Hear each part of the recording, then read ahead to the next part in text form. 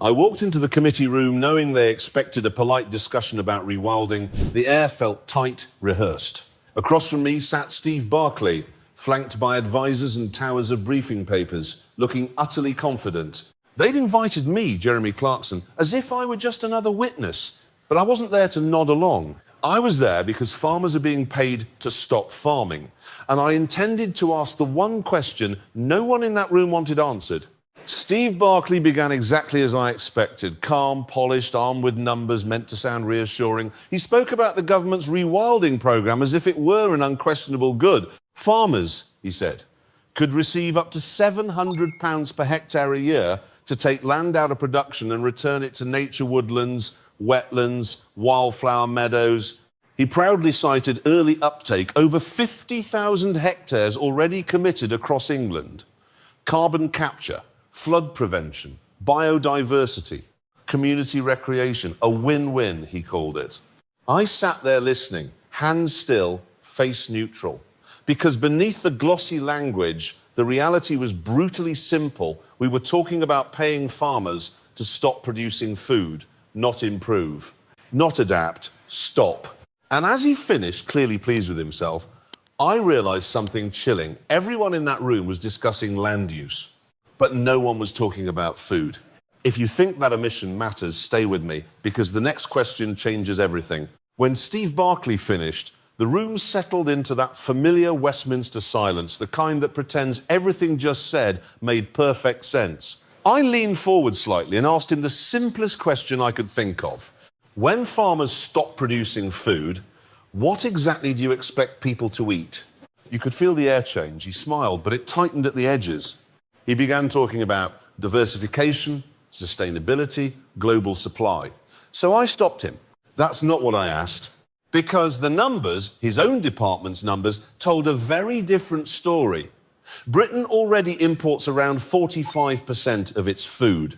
And under full rewilding implementation, projections show domestic production capacity could fall by 15 to 20%. That's not environmental balance, that's structural dependence. He tried to pivot to efficiency, producing more on less land. I repeated it back to him so everyone could hear how absurd it sounded. We take land out of farming and somehow expect farmers to produce more. The murmurs started then. Quiet at first, because once you strip away the slogans, the reality becomes unavoidable. We weren't discussing nature restoration. We were discussing how a country that already struggles to feed itself plans to produce even less. So I decided to follow that logic to its natural conclusion. If the government's plan was to produce more food on less land, then the tools farmers rely on should at least be expanding. But they aren't. In fact, they're shrinking just as fast as the acreage. I reminded Steve Barclay and the entire committee that farmers are now operating under tightening fertiliser limits, pesticide bans, and increasing water usage controls. Regulations layered on regulations, each one restricting productivity a little further. So let me get this straight, I said. You're taking land out of food production through rewilding, while simultaneously restricting the very inputs that make high yields possible. Less land, fewer tools, more rules. And yet the expectation is somehow greater output.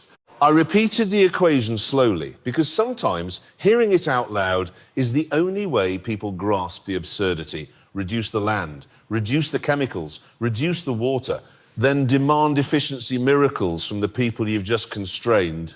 A Labour member suggested environmental protection requires sacrifice. I agreed, but sacrifice from whom? Farmers losing livelihoods, rural communities losing employment, or policymakers in London who'll still walk into fully stocked supermarkets regardless? That was the moment the room stopped nodding and started shifting in their seats. That's when I turned to the money, because policy language can hide many things, but numbers rarely do. Steve Barclay kept repeating the figure as if it were generous. £700 per hectare for farmers who enter rewilding. It sounds attractive until you compare it to what productive farmland actually generates. Good agricultural land produces somewhere between £2,000 and £3,000 per hectare in real economic value. So let's call this what it is. It isn't support. It's a pay cut dressed up as environmental virtue. I told him plainly, You're not rewarding farmers, you're compensating them to surrender, paying them to step back, to produce less, to disappear quietly from the food system. Then I brought in the figures from the National Farmers Union. Under full rewilding implementation, they estimate around 40,000 agricultural jobs could vanish. 40,000. That's not abstract modelling, that's families, wages, rural stability. I asked him what the transition plan was for those people. He reached for the usual phrases: adjustment periods, economic transition, words designed to soften impact.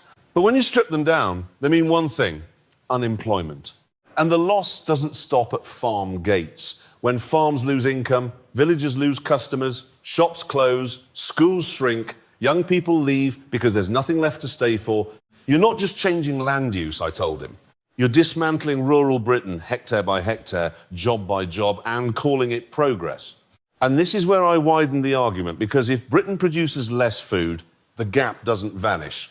We simply import more. So I asked Steve Barclay a straightforward question. Where does he think that food will come from?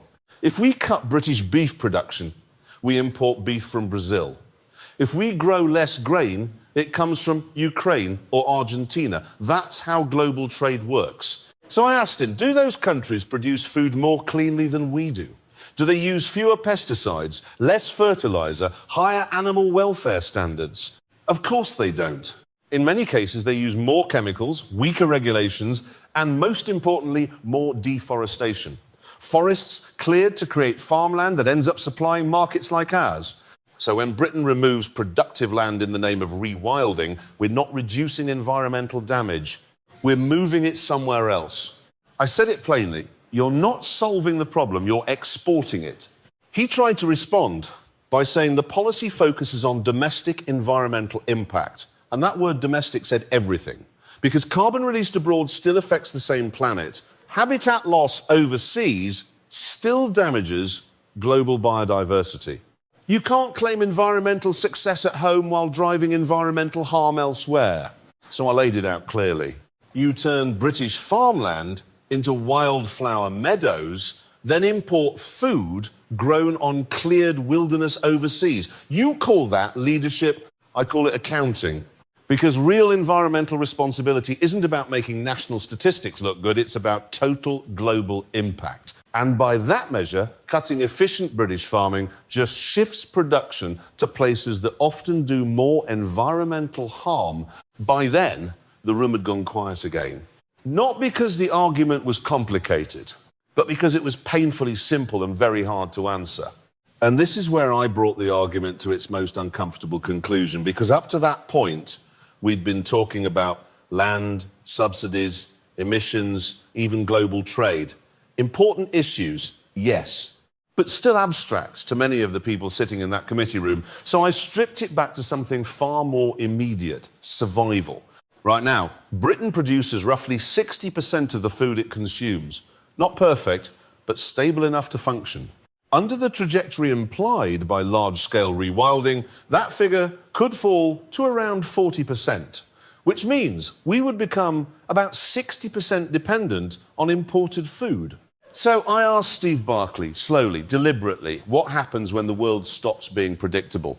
What happens during a global food shortage? A pandemic? A major war?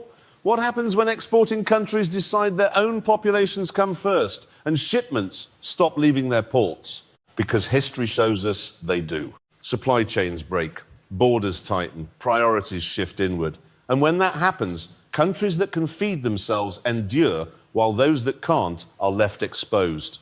He tried to return to the language of sustainable systems, but slogans don't fill supermarket shelves. I pressed again. This isn't planning, I told him. This is hoping.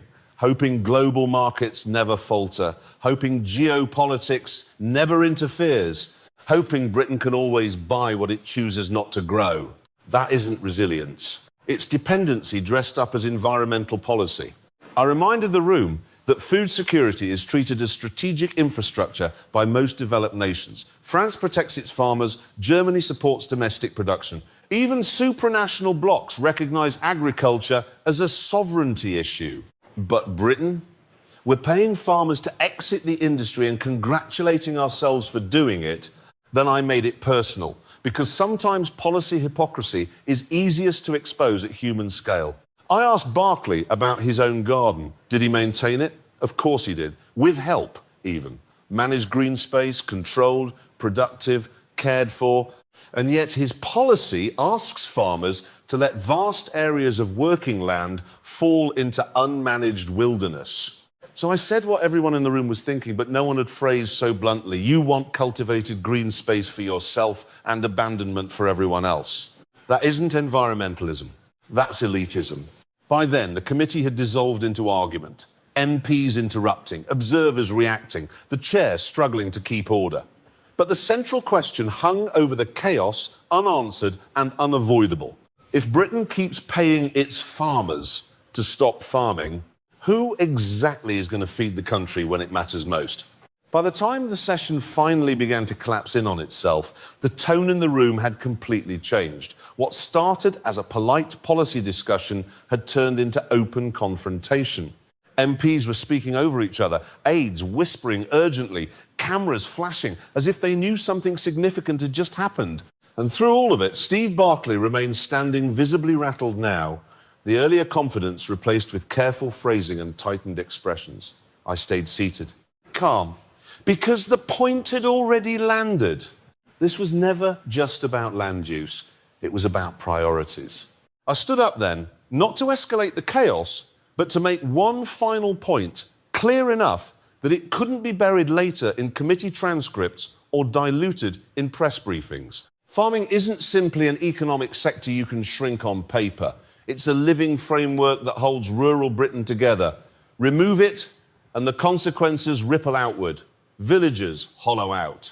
Schools lose pupils. Local shops lose customers. Generations of knowledge, practical, hard-earned, irreplaceable, begin to vanish. And once that fabric unravels, you don't rebuild it easily. I told the room they were approaching this entirely backwards. If the goal is environmental improvement, then invest in farmers to farm better, not to stop. Support soil regeneration, smarter water use, modern technology, habitat integration, alongside production. Work with the people who already manage the land instead of incentivizing their exit from it. Because when you pay producers to leave, you don't just reduce output, you weaken resilience, identity, and long-term national capability. By then, the chair was calling for order again, but it hardly mattered. The session was effectively over. MPs filed out, still arguing. Journalists rushed corridors, hunting reactions. And outside that room, the narrative had already taken shape. One image led every broadcast, me sitting composed, while the minister looked anything but. But the real takeaway wasn't theatre. It was the unanswered question still hanging in the air, the one no policy document had properly addressed. If a nation steadily sidelines its own farmers, what exactly is its long-term plan for feeding itself? So if this matters to you, not just the environment, but food, community, and national resilience, stay engaged, ask questions, challenge slogans. And if you want these realities explained without the political varnish, make sure you're following along, because this conversation is only just beginning.